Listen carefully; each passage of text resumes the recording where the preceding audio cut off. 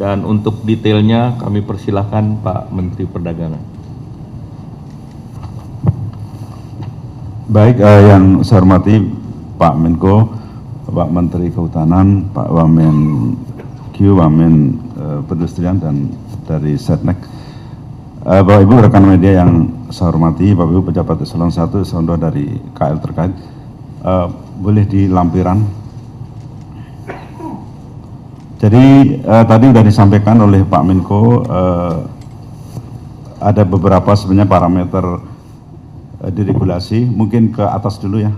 Yang pertama adalah kita ingin melakukan diregulasi atau relaksasi kebijakan impor, tentu ada parameternya, jadi ada beberapa yang memang tidak dilakukan atau dikecualikan dari diregulasi. Jadi parameter diregulasi kebijakan impor yang pertama adalah barang strategis yang telah ditetapkan neraca komoditasnya. Ya, kemudian yang kedua, barang terkait K3LM atau keamanan, keselamatan, kesehatan, dan lingkungan serta moral hazard. Dan yang ketiga adalah barang yang terkait dengan industri strategis atau padat karya. Ya, ini yang dikecualikan dari paket deregulasi. Next. Kemudian ada 10 tadi, terus lampiran. Jadi untuk kebijakan impor ada 10 komoditas yang kita lakukan relaksasi. Yang pertama adalah produk kehutanan. Jadi produk ini sebenarnya lebih banyak produk-produk kayu untuk kebutuhan industri atau bahan baku. Ya, ini dipermudah impornya tanpa persetujuan impor, tetapi tetap menggunakan deklarasi impor dari Kementerian Teknis. Kemudian yang kedua pupuk bersubsidi, ini ada 7 HS, ini tidak ada lartas ya, karena memang sejak tahun 2001 itu sebenarnya tidak ada impor pupuk bersubsidi. Kemudian bahan bakar lainnya, bahan baku plastik, kemudian sakarin, siklamat dan seterusnya, ini adalah bahan baku menolong dan bahan baku untuk industri, sehingga kita ingin mempermudah di dalam urusan impornya atau relaksasi impornya. Kemudian yang berikutnya adalah putre, ini adalah produk untuk penunjang program makan bergizi, jadi kita berikan kemudahan untuk memperlancar program pemerintah. Kemudian yang kedua adalah alas kaki, ini sebenarnya hanya ada 6 HS dan ini hanya untuk sepatu sport. Ya, biasanya sepatu sport tertentu yang memang tidak diproduksi di dalam negeri. Kemudian sepeda roda 2 dan roda 3 ini juga industri kita sebenarnya juga cukup bagus di dalam negerinya, bahkan kecenderungan ekspor kita untuk sepeda itu terus meningkat. Next. Nah, kemudian di dalam relaksasi ini ada satu yang kita berikan pengaturan baru ya, yaitu khusus untuk pakaian jadi. Jadi saya ingin menjelaskan terkait dengan industri tekstil, produk tekstil, dan pakaian jadi.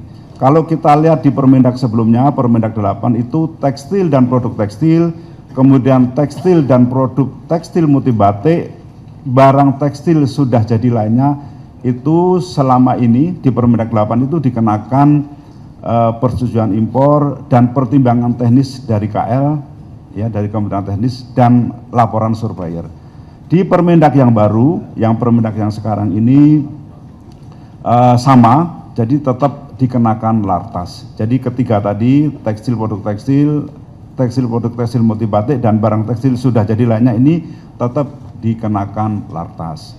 Kemudian yang ada penambahan baru yaitu pakaian jadi dan aksesoris pakaian jadi. Kalau selama ini tetap ada PI, persetujuan impor, kemudian ditambah LS, kemudian ada Perdijen yang mengatur mengenai pengaturan atau pengendalian impornya, tapi sekarang ada perubahan menjadi PI, kemudian juga ditambah pertimbangan teknis dari Kementerian Teknis dalam arti Kementerian Perindustrian, dan juga ada LS. Semua untuk tekstil, produk tekstil, dan pakaian jadi ini pengawasannya di border ya.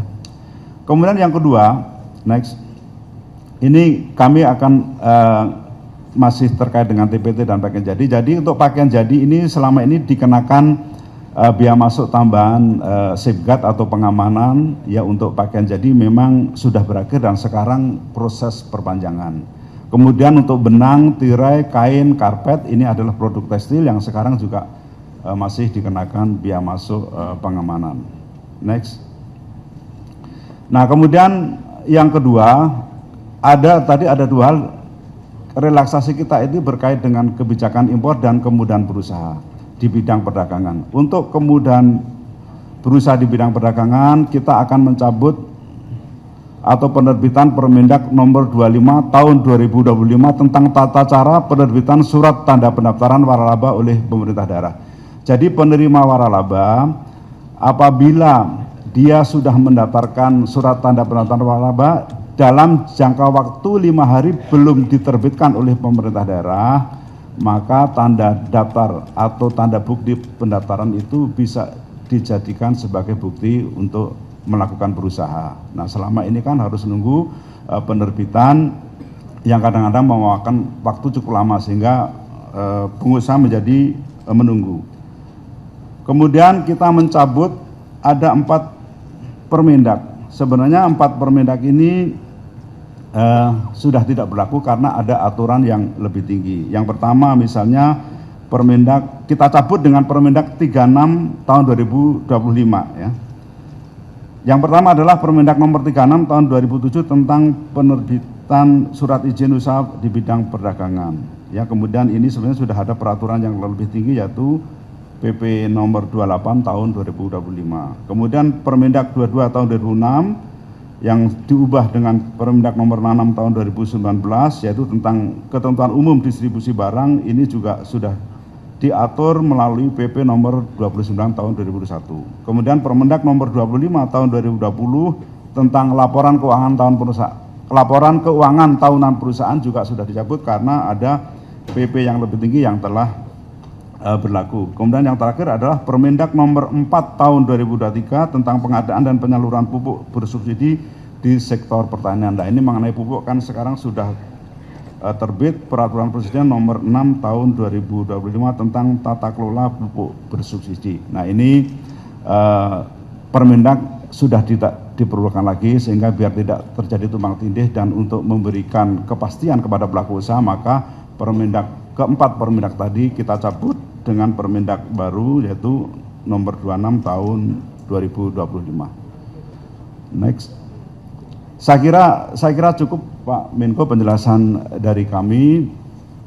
Saya kira ini kemarin sepakat dengan Pak Menko bahwa inilah paket deregulasi tahap pertama Pak ya. Dan nanti sambil kita evaluasi atau mungkin nanti ada masukan yang baru kita bisa ada namanya paket yang kedua. Terima kasih Pak Menko. Terima kasih Pak Wakil Menteri Keuangan. Selanjutnya tadi terkait dengan Permendak dari Kementerian Perdagangan menerbitkan beberapa Permendak baru di mana Permendak ini dipecah dari Permendak 8 sehingga berbasis sektor. Mungkin ini perlu dijelaskan Pak Mendak sekaligus keberlakuan daripada Permendak tersebut.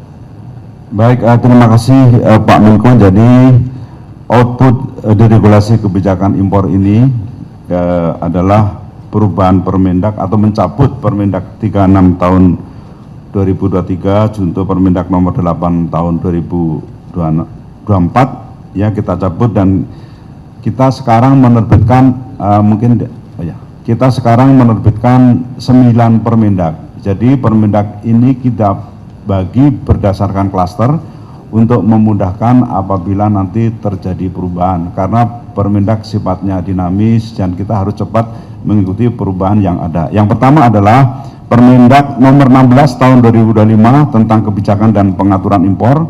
Ini akan mengatur ketentuan secara umum. Kemudian berikutnya adalah Permendak per klaster, yaitu yang pertama Permendak nomor 17 tahun 2025 tentang kebijakan dan pengaturan impor tekstil dan produk tekstil. Kemudian Permendak nomor 18 tahun 2005 tentang kebijakan dan pengaturan impor barang pertanian dan peternakan. Permendak nomor 16 tahun 19 tahun 2025 tentang kebijakan dan pengaturan impor garam dan komoditas perikanan. Kemudian Permendak nomor 20 tahun 2025 tentang kebijakan dan pengaturan impor bahan kimia, bahan berbahaya, dan bahan tambang.